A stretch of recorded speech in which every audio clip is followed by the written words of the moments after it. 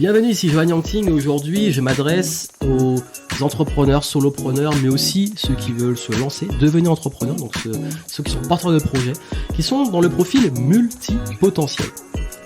Plusieurs casquettes, plusieurs compétences, plusieurs passions, plusieurs choses que vous avez envie de faire, plein d'idées débordantes et une incapacité à rester dans une case. Et bien entendu, pas là pour vous mettre dans la case multipotentielle, mais pour vous aider à comprendre quand vous avez ce profil, parmi tant d'autres, comprendre quand vous fonctionnez comme ça, comment on gère une entreprise, parce qu'on n'en parle pas assez et je reçois tellement de questions que j'ai envie d'y répondre ici et surtout de casser 4 gros mythes, parce que vous savez que j'aime bien balancer des high kicks aux mythes qu'on entretient, parce que ce sont des conseils qu'on vous donne souvent qui ne s'appliquent pas pour vous, parce que justement vous avez un fonctionnement qui est différent. Et juste avant de donner ces conseils, je vous rappelle que je donne une conférence justement pour aller beaucoup plus loin sur le sujet. Là, je vais aller assez vite, mais on va développer le sujet pendant la conférence pour les entrepreneurs et porteurs de projets multipotentiels. Donc, comment réussir dans le game du business quand on a ce profil multipotentiel. Inscrivez-vous, c'est gratuit. Vous avez le lien, la date et tout en descriptif. Et allez voir ça, inscrivez-vous et vous pouvez sécuriser votre place et suivre ce live. J'irai beaucoup plus loin qu'ici. Je vais peut-être faire un rappel sur ce que je vais dire ici, mais aller beaucoup plus en profondeur. Et je vais vraiment vous donner un maximum de valeur pour vous aider à structurer votre business, structurer votre stratégie marketing et aussi vous organiser et mieux fonctionner en tant qu'humain aussi. Parce que l'humain fait tourner le business. En tant qu'humain entrepreneur ou solopreneur pour que votre business se développe, réussisse et soit à votre image sans vous frustrer. Parce que vous savez qu'on est multipotentiel, les conseils spécialise-toi, soit focus, etc. c'est compliqué. Et je sais de quoi je parle. Moi-même étant multipotentiel, j'ai fait plein de contenus dessus. Vous savez que j'ai tendance, même si vous me suivez depuis longtemps, à changer de sujet, à être très curieux, à acheter plus de livres que j'ai tendance à lire dans différents domaines qui n'ont rien à voir. J'achète des romans, des trucs ésotériques, des trucs très scientifiques, des trucs de spiritualité, des trucs de marketing, des trucs de business, des trucs de philosophie, bref. Je suis passionné par plein de sujets, par plein de choses. Et dans le business, oui, je sais, parfois c'est dur de faire des choix. C'est dur de se dire, mais j'ai envie de lancer ça, j'ai envie de faire une offre sur ça, j'ai envie de parler de ça.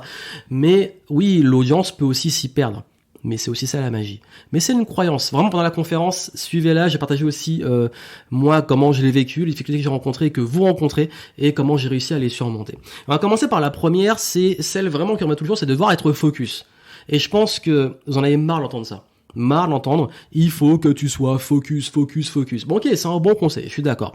Mais quand on est curieux, quand on a envie de faire plein de choses, quand on est passionné, multi-passionné par plein de sujets, être focus, ça nous rend triste, malheureux, on s'ennuie en fait au bout d'un moment, faire la même chose tout le temps, c'est pas agréable, je suis honnête, même moi j'ai du mal.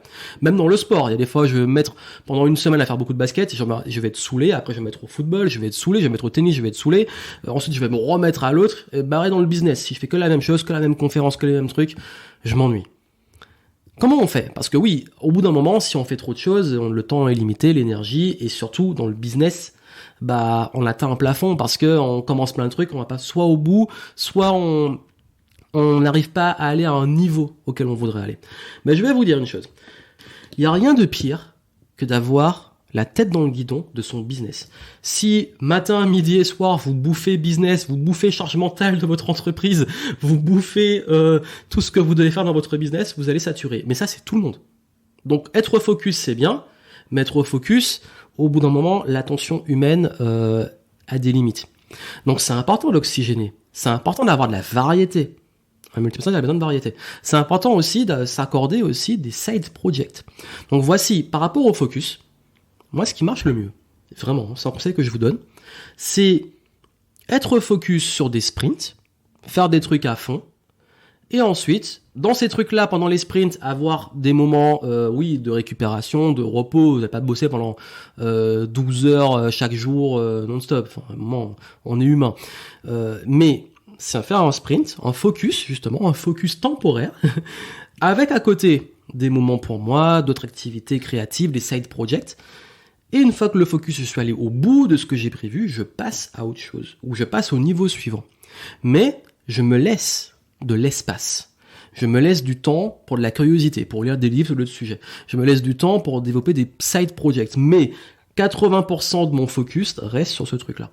Ça marche très bien, ça veut dire que, hop, focus, et à côté, variété. Ça permet de pas péter un plomb, en fait. Vraiment, j'ai pas envie de péter un câble à rester que sur le même truc. J'ai besoin de m'oxygéner. Il y a des fois, si vous me suivez sur Instagram, je vais être ultra focus, travailler le matin. Ensuite, je vais aller faire mon vélo, mon sport, rentrer à 13h, manger, et puis l'après-midi, retourner sur le travail. Parce que j'ai besoin de cette déconnexion quelque part. Donc c'est ok.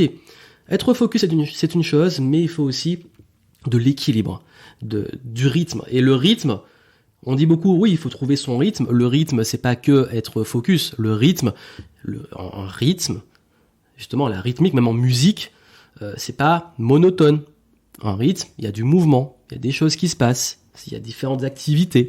Donc, faites ça.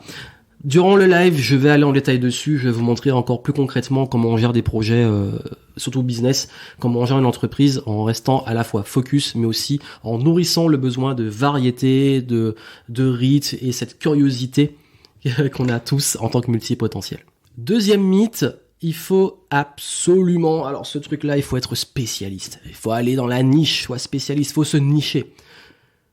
J'ai envie de vous dire que les plus gros leaders du marché de l'accompagnement et tout ça, est-ce qu'ils sont si nichés que ça? Si je prends un Anthony Robbins, développement personnel, c'est très large. Il parle de business, parfois un peu carrément de spiritualité, développement personnel sur différents domaines de l'influence, des relations, etc.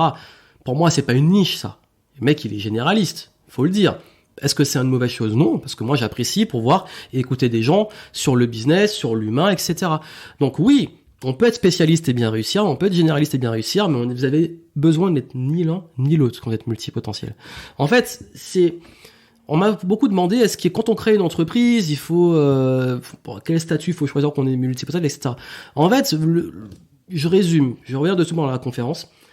Vous faites une activité globale qui va englober plusieurs activités. Moi, j'ai mon entreprise, et dans l'entreprise, on a des événements, des programmes en ligne, du consulting, du mentorat, il y a une partie coaching, il y a une partie formation présentielle, il y a une partie formation à distance et en groupe, il y a une partie aussi...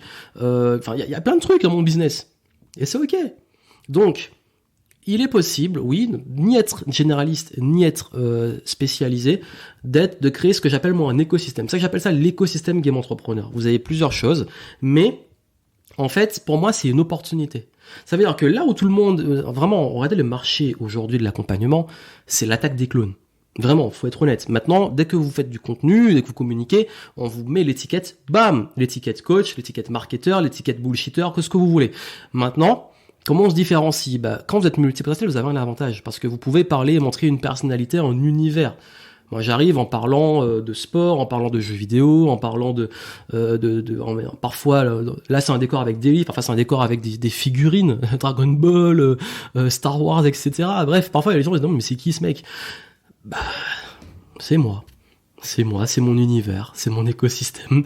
Et je suis content d'exprimer cette personnalité, de pouvoir partager des choses, plein de choses avec vous, parler de technologie, parler de spiritualité, parler de business. Et mes clients, ils viennent pour ça aussi, parce qu'ils sont curieux. Et du coup, on reste focus, on développe le business, parler du focus, mais à côté, on peut aussi s'enrichir sur le plan humain qui va impacter aussi les résultats du business, mais aussi son bien-être. Et tout ça, c'est important. Donc, ayant une vision holistique, et ayant une capacité à connecter beaucoup de choses entre elles, je pars du principe que le plus important n'est pas de chercher à vous mettre dans une case, mais plutôt de trouver justement une façon de faire des convergences et de créer une structure, un écosystème qui vous corresponde, mais en restant simple. Je l'aborderai durant la conférence. Ensuite, il y a toujours le fait de devoir finir, se mettre la pression. Je vais jamais au bout des projets, etc. Avec le fameux effet FOMO. Trop de décisions, trop de choix. Le paradoxe du choix dont je parle souvent consiste à parfois, quand on a trop de choix, se dire mais si je prends cette décision, je regrette de ne pas avoir pris l'autre parce que et si j'avais pris l'autre décision, qu'est-ce qui serait passé? Mais c'est encore plus vicieux parce que parfois on se retrouve carrément paralysé, trop de choix, comme quand vous arrivez devant Netflix, vous vous dites bon qu'est-ce que je vais regarder et vous passez 15-20 minutes à regarder le catalogue sans rien regarder. Ou faire comme moi, acheter plein de livres et après vous dire mais quel livre je lis et finalement n'en prendre aucun et finir sur le téléphone, ça arrive. Non mais en fait vraiment oui je sais qu'il y a l'effet fear of missing out, FOMO, rater les opportunités, prendre des décisions c'est dur et le fait de se dire je dois tout le temps aller au bout. Pas forcément. En fait il y a des projets qui sont faits aussi pour être abandonnés parce qu'en fait dans le business faut être agile. C'était de l'agilité. C'est-à-dire, des fois où je teste des trucs très vite. Ok, ça prend pas, laisse tomber. Allez, on passe à autre chose. Boum. Et il y a des fois où oui, il faut tester, t'as pas les résultats, bon, tu vas persévérer, mais il y a des fois, en fait, dans le business, il faut être agile. Et vous avez ces capacités. Donc, bien entendu, c'est un équilibre. C'est pas tout le temps arrêter à abandonner. Il faut aller au bout des choses quand même. Mais il faut aussi savoir faire le tri. Et être agile. Et se dire, bon, ok, il y a des fois, il faut arrêter.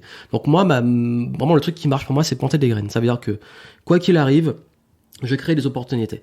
Alors, je sais pas quand vous verrez ça.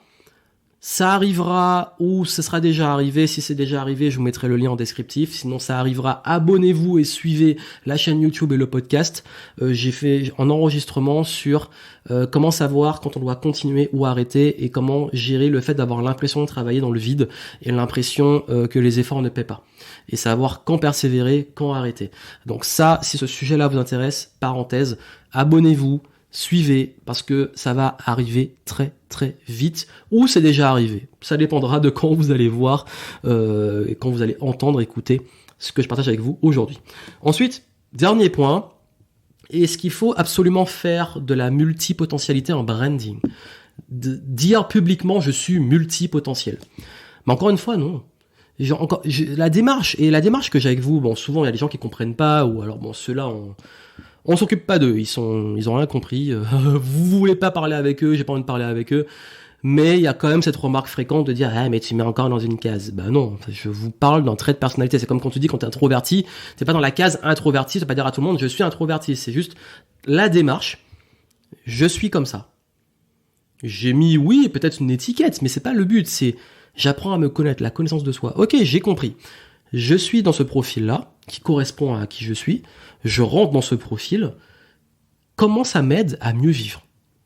C'est ça le vrai truc, c'est pour vous à la base. Quand on comprend la multipotentialité, c'est pour soi.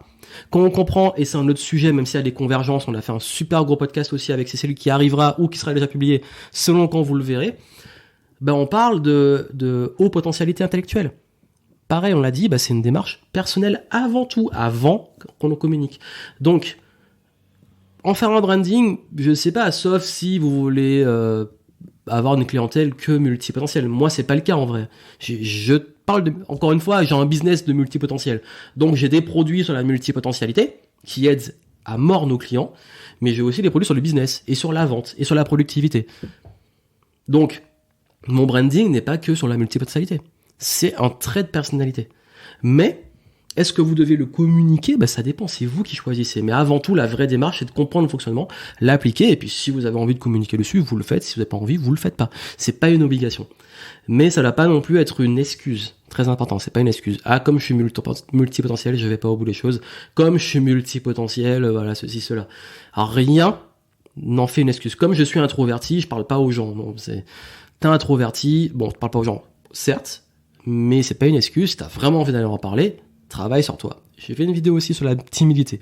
Ça fait beaucoup de ressources en plus. Bref, tout ce que j'ai dit, c'est assez récent, les contenus que j'ai faits. Mais surtout, ce qui compte ici, c'est que vous compreniez que vous avez des traits de personnalité qui sont liés à ça. On est là pour apprendre, on est là pour avancer ensemble. Et mieux vous les comprenez, mieux vous comprenez, et mieux vous comprenez, mieux vous prenez des décisions et mieux vous vivez. Parce que je sais que quand on est multipotentiel, comme je vous l'ai dit, c'est de la charge mentale constante de se dire mais c'est quoi mon problème, est-ce que je me spécialise, j'ai plein d'offres, j'ai plein d'idées, comment j'assemble ça, je fais ci, je fais ça. C'est une prise de tête parce que je le vis. Et je suis justement, comme je le vis, je l'ai vécu et que j'ai trouvé des solutions à ça, j'ai envie de vous les transmettre, parce que j'ai envie d'aider un maximum de personnes. Donc, inscrivez-vous à cette conférence, on se retrouve en live, j'ai hâte vraiment d'aller beaucoup plus loin, parce que c'est un sujet que j'ai envie de développer, de le faire en live avec vous, répondre à vos questions et tout. Donc vous vous inscrivez, vous avez le lien en descriptif, et puis moi je vous retrouve très très vite. Allez, portez-vous bien, et surtout continuez de kiffer les games. À très bientôt.